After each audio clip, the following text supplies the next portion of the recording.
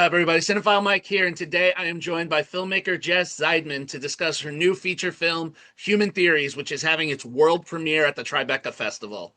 Structured through dozens of interconnected vignettes set across New York City, this film explores modern loneliness, awkwardness, intimacy, and often the funny struggle of trying to connect with other people.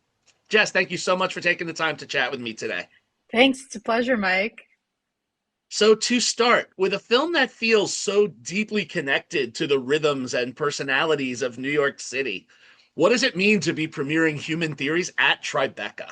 I mean, it's unbelievable. It's unbelievable. And also a bit unexpected. When the email came in, I thought it was spam. And so I had that thing where I was like, my eyes went really wide because you apply to all these festivals, and Tribeca was definitely like our dream festival. But when you apply, they set you up on their email list, and a lot of the emails, as they should be, all of, are like, buy your tickets, buy your passes, buy your tickets Yep. and your passes. Early bird is going to charge to regular bird is going to change to late. And so I had been getting so many of those from all different kinds of festivals that when I saw an email from Tribeca in my inbox, my first instinct is like, oh, buy your passes, or just the rejection, like it's all part of the game. And when it was an acceptance, I was like, as you can tell from right now, I love to talk. Silent. I was dead silent. I just couldn't believe it. It took a minute to be like, oh my God, this is real. This is happening. But it's amazing. I'm so excited. Obviously, it's a very New York City movie, and it's a very uh like local letter to us, the team, who are all New York based, and like all of our cast and crew for the most part. And so the idea that not only are we going to play at this amazing prestigious festival, that is just a miracle for any small movie, but for us to be able to play where we live, nobody has to get a hotel room, nobody has to, everyone knows where the Village East by Angelica, where we're playing, where premiering is. There's something about that as a producer, logistically, heaven. And as the Tribeca Festival was actually the first film festival I ever attended. So it's like, as a Oh, filmmaker, it's very special. I went with like a high school friend, maybe in like 2015. And so to be back, 11 years later with the film of my own, pretty incredible. and now the film moves through so many different people and tones and moments, and yet there's still this connective emotional thread that runs through it all. So, as you were writing and structuring all of these vignettes, what helped determine the rhythm and order of how the stories were going to unfold? Okay, that's a great question. And so basically, I knew I wanted to approach this film process first. So I was thinking, like, what is a project that could be made in a way that is like expansive, educational for me, first time director. Um, and so I wrote down all these ideas for all these small scenes and then broke them down into different possible ways they could connect, whether that would be through the characters, through the locations, through the seasons. And we sort of landed, me with my producers and my core team, on this both, we wanted to have a bit of a seasonal rotation so things were feeling Mm-hmm. fun and interesting, like the many early years that you live here.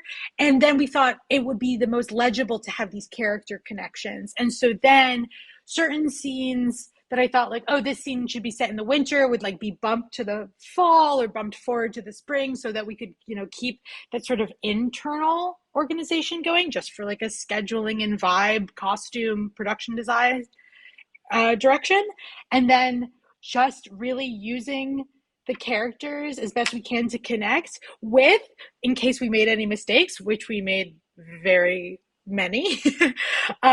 These little like stop gaps, so there's like moments of montage, moments of breaking, just to help reset the clock, reset the connections. And so yeah, essentially I was interested in a rhythm of like what it feels like, again, to live here for many years, and also not to lump like scenes with like scenes, and instead let there be sort of a growth internally. So as you see, we go from like a first date to a hookup to a much stranger hookup, like there like we go from like friends chatting to roommates to this to back to roommates. Like there's a bit of an internal logic, but a lot of it is just sticking with about a somewhat seasonal rotation with these character connections. And then in the edit, we found ways to connect things we didn't even really perceive, because you don't notice, like, oh, maybe we can go, maybe this break, which we so anticipated, which should go up here, should go down later because these two scenes aren't connecting, or the characters, taking a scene out, losing a connection, that kind of thing. But yeah, it was like a very strange puzzle that we were kind of cutting as we were making, putting And I together. almost feel like there can be a game to go with it, like a New York City bingo, and it's like check off each one of these things you've experienced. Yes, Like exactly. I can't tell you, and I'm not going to admit here how many of those vignettes I'm like, I've been there, I've been there, that's Totally. me, that's me. I'm on, and in 70 minutes, I'm like, yeah. And to that point, the film has such a funny observational style, but underneath a lot of humor, underneath that humor, there is that loneliness and vulnerability. It's ironic that we're in the city that never sleeps, and yet we can't get those connections. So, how did you approach balancing those two tones while directing without falling into one or the other? That's a great question. I think something that I experience a lot, having lived in New York City for the past, almost decade, is the fact that it's very funny when we can't connect, and we're so focused, I think, as a culture, on like the sadness of loneliness, which is of course very real, and I often feel very lonely living here.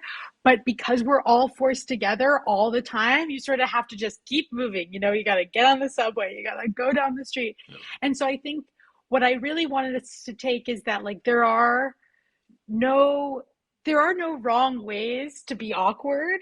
There are all just a million funny ways to be sort of trying and failing to be with each other.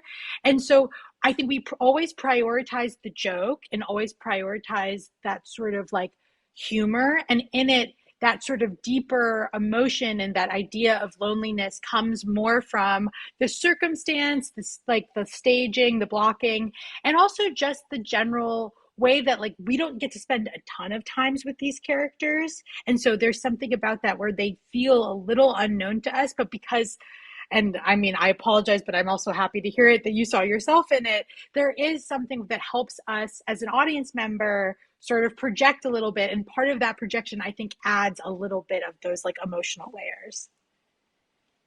So, here's a fun rapid fire quick one because I know we're going to have to wrap soon, but I love to ask this, especially for first time filmmakers, and congrats on that. Such the accomplishment. What would you say is one best practice you learned working on human theories that you're excited to take into your next project, and one learning curve you might try to not repeat? Totally love it. Okay. Best practice, definitely, I think, is printing out the scenes the day before and marking them all up like you've never seen them before you shoot. I think as much as in all the prep and location scouting and shot listing and everything, you really think you've got it down.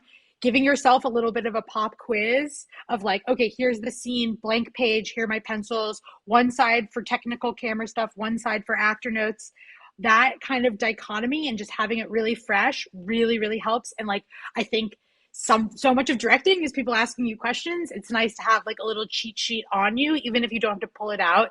It's a little bit like almost test prep. So I think I will definitely take that forward. And I encourage anyone whose brain is maybe a little like mine to do the same. A learning curve I wouldn't do is um I wouldn't bank on filming outside as much. I think I would we were very lucky, You hear but that so often. the stress is maybe not worth it. Or if you're gonna be like, it's got to be outside, have a little flexibility. The hard thing of like doing this weekend by weekend was, it was like, oh, it might be tough to switch these 2 days around. If you're doing something a little more normal style, maybe there's flexibility in there. But yeah, not to say keep it indoors entirely. I love all the stuff we shot outside, and we were very lucky. But as a director, the stress of like possible rain or even the opposite, like extreme heat, I don't know if that's something you need to carry with you. And one last one. When audiences leave human theories, what's something that you hope stays with them afterward, either emotionally or intellectually? I think it's both emotional and intellectual. I hope they think about all of the moments, their own sort of human theories that they have about times they were awkward or someone was awkward to them or they were awkward together. I hope it brings back slightly cringy, but definitely expansive and introspective memories for them. Well, Jess, thank you again so much for taking the time to chat with me today. Congrats on the world premiere of Human Theories at Tribeca. For everyone watching, Human Theories will be screening. We will include the screening information and the links in the description below so you can see how to check this film out. As always, if you enjoyed this conversation, please make sure to like, comment, and subscribe for more filmmaker interviews, festival coverage, spoiler-free reviews, those are very important, and award season conversations. Until then, this is Cinephile Mike telling you to take a break and watch something new. Jess, have a wonderful day. Thanks so much, Mike. Have a good one.